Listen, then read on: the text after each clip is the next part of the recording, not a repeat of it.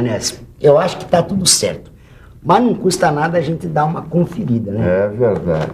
Sabe, Ananias, depois que eu aprendi a usar o paquímetro, rapaz, eu tô usando ele toda hora, viu? É que bom. E me diz uma coisa, você tá usando ele corretamente? Claro, eu tomo maior cuidado, ó. Eu tenho até uma flanelinha, ó. E agora, quantas vezes você já calibrou esse paquímetro, hein? Ih, rapaz, agora você me pegou, hein? Tá vendo? Fique de olho porque esse é o assunto da nossa teleaula de hoje. Na teleaula de hoje, você vai ver como se faz a calibração de paquímetros e a calibração de micrômetros. Ô, Ananias, mas você acha que ele tá desregulado? Olha, andando dentro de uma maleta, nas mais variadas temperaturas, o dia todo, chacoalhando para lá e para cá, eu não confiaria muito nele. E mesmo que ele não andasse chacoalhando para lá e para cá, a calibração de instrumentos é necessária de tempos em tempos. Mas como é que a gente faz para calibrar um paquímetro? Ah, é simples. Fique de olho, porque a nossa teleaula está começando.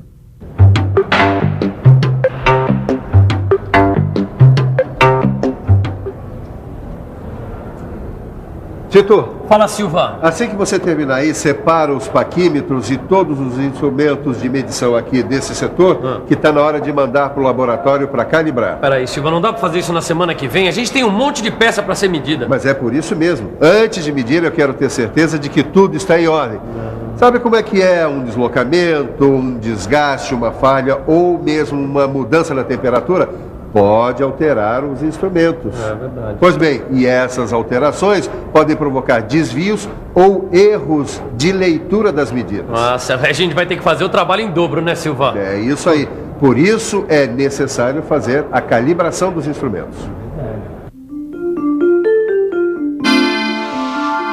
Calibração.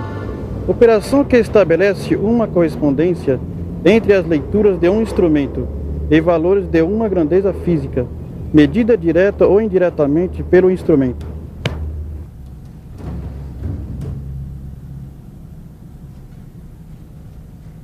Tá aqui, Sofia. Ótimo, Caio, porque hoje eu vou te mostrar a calibração do paquímetro com resolução 0,05 de milímetro. A norma NBR 6393/1980 é a norma brasileira que recomenda os procedimentos, tolerância e as demais condições para a calibração do paquímetro. Tá bom, mas pra que serve essa tabela aqui, hein? Precisão de leitura.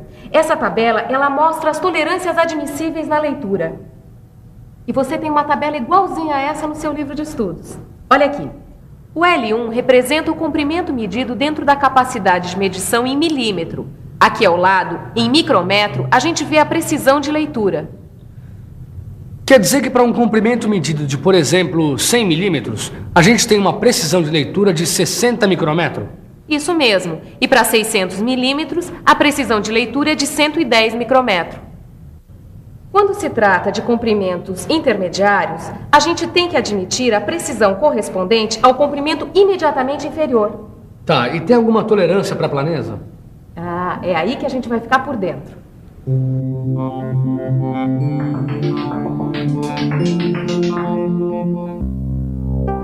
A tolerância de planeza das superfícies de medição é de 10 micrômetros para 100 milímetros de comprimento dos medidores. Já a tolerância admissível de paralelismo das superfícies de medição é de 20 micrômetros para 100 milímetros de comprimento dos medidores. Bom, Caio, então agora a gente já pode falar sobre o método de controle de calibração. Tá. Você, por favor, me alcança a benzina? Para que você vai usar essa benzina aqui, Sofia? Bom, é que antes da gente começar a fazer a calibração, a gente tem que ajustar e limpar bem os instrumentos. Tá. Então, para que não fique nenhum tipo de oleosidade nem impurezas. Agora, a gente já pode falar sobre o método de controle de calibração para medição externa. O erro de leitura é indicado perpendicularmente à direção longitudinal das superfícies de medição. Para isso, usamos blocos padrão. Agora, a gente mede um bloco padrão em 3 posições diferentes aqui do bico: na extremidade, no meio e aqui em cima. Mas atenção, porque a força aplicada no cursor tem que ser a mesma nas 3 medições. É importante lembrar que a verificação tem que ser feita em várias posições, para que cada medição individual possa coincidir com diferentes traços do nônio e não apenas com o 0. Assim, temos que evitar a verificação apenas nos valores inteiros da escala, como 5, 10 e 15, e verificar valores aleatórios como 5,25, 7,8 ou 14,3. Legal, hein, Sofia? E o resultado dessa operação mostra pra gente se existem erros de paralelismo e de planeza das superfícies dos bicos. Isso mesmo. Se tiver erro na superfície de medição, a gente acha na hora. Tá, e a medição interna, hein?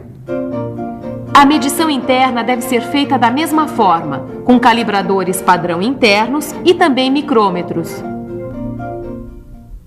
Uma coisa que a gente tem que levar em consideração antes de calibrar um paquímetro é o paralelismo das superfícies de medição. Como é que é? É o seguinte, o paralelismo das superfícies de medição pode ser verificado através da palpação de um certo espaço, com blocos padrão ou pinos padrão. Quer ver?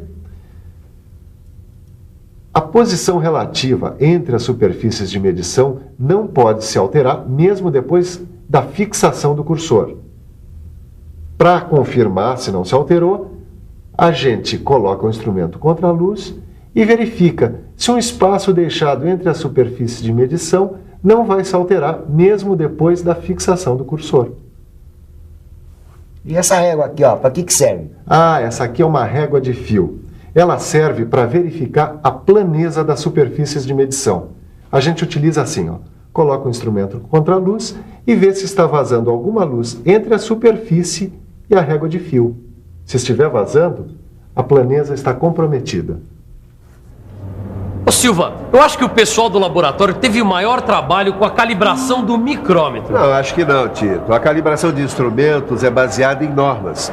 A NBR 6670/1981 é a norma que recomenda os procedimentos, desvios e demais condições a serem seguidas na calibração de micrômetros. Quer ver? Dá uma olhada aqui nessa tabela. Sei. Na primeira coluna da tabela, a gente vê a capacidade de medição do micrômetro em milímetro. Aqui nessa coluna, temos a flexão permissível no arco do micrômetro, em micrometro. Aqui, o erro de leitura do ajuste do 0, também em micrometro. E na última coluna, o paralelismo das superfícies de medição. Também em micrômetro. Mas o que essa tabela ajuda a gente na hora da calibração? Essa tabela mostra aqui os erros e desvios admissíveis na calibração do micrômetro. O batimento axial da haste móvel do micrômetro no intervalo de 25 milímetros não deve exceder a 3 milésimos de milímetro. O erro de leitura do ajuste do 0 que a gente viu aqui na tabela se baseia na fórmula mais ou menos, abre parênteses, 2 mais L, que é o ajuste do 0 em milímetros, dividido por 50, fecha parênteses, micrometro. Caio, vem cá que eu quero te mostrar uma coisa. As superfícies de medições têm que ser lapidadas. Cada superfície tem que ter uma planeza de até 1 micrometro. Com uma força de medição de 10 newtons, as superfícies têm que estar paralelas dentro dos valores da tabela. Entendi. Para uma capacidade de medição de 0 a 25 milímetros, a flexão permissível do arco é de 2 micrometros. O erro de leitura do ajuste do 0 de mais ou menos 2 micrometros. E o paralelismo das superfícies de medição de 2 micrometros. Puxa, Ananias, mas a calibração do micrômetro, ela é muito parecida com a do paquímetro. Ou eu estou enganado? Não, você está certo. Até o método de controle é parecido, visto que leva em consideração a planeza e o paralelismo das superfícies. A única diferença é que a gente tem que considerar também a haste móvel, visto que ela deve ser verificada durante o processo de calibragem. Mas como é que a gente consegue ver a planeza desse instrumento? A planeza das superfícies de medição pode ser verificada através de um plano óptico como esse aqui.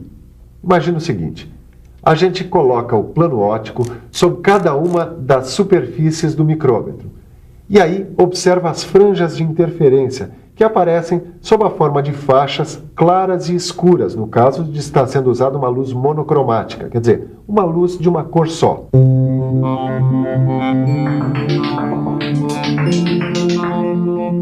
A forma e o número de franjas de interferência indicam o grau de planeza da superfície, que varia de acordo com a tolerância de planeza.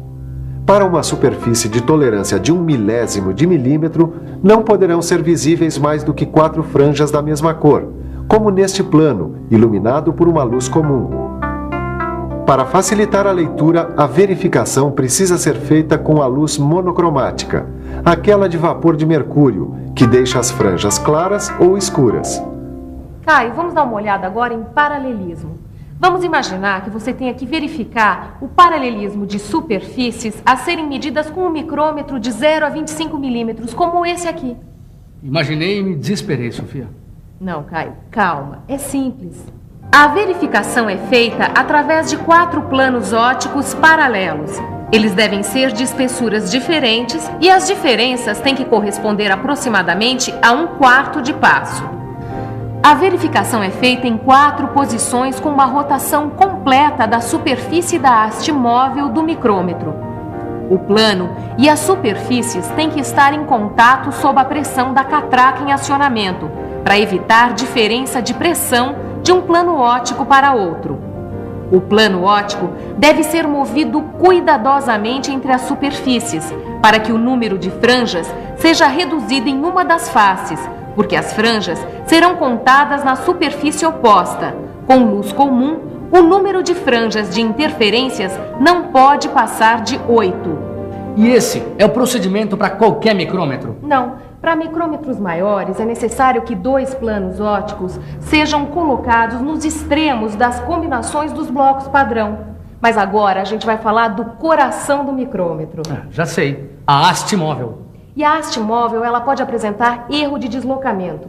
E esse erro de deslocamento, ele pode ser verificado com uma sequência de blocos padrão. Como esses daqui, por exemplo? Mas o ideal é que se escolha uma medida de blocos padrão para cada volta da haste móvel e também para posições intermediárias. Assim, ó.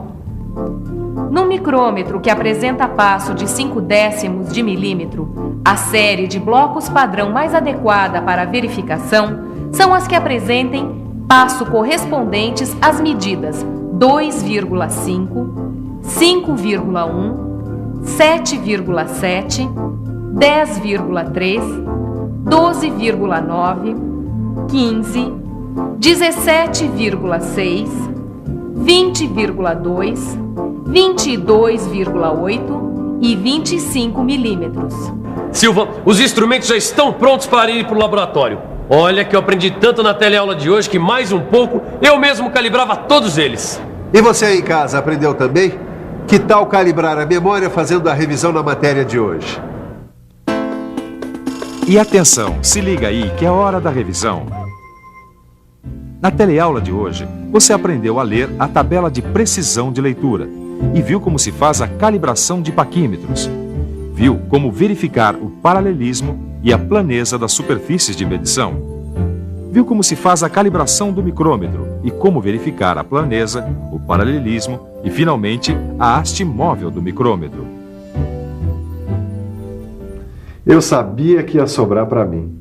Agora eu é que vou ter que mandar calibrar o paquímetro do meu amigo Vitorino. Mas tudo bem, ele é gente boa. E você que também é gente boa, devia pegar seu livro de estudos e resolver os exercícios. Na nossa próxima teleaula tem mais calibração. Bons estudos e até lá!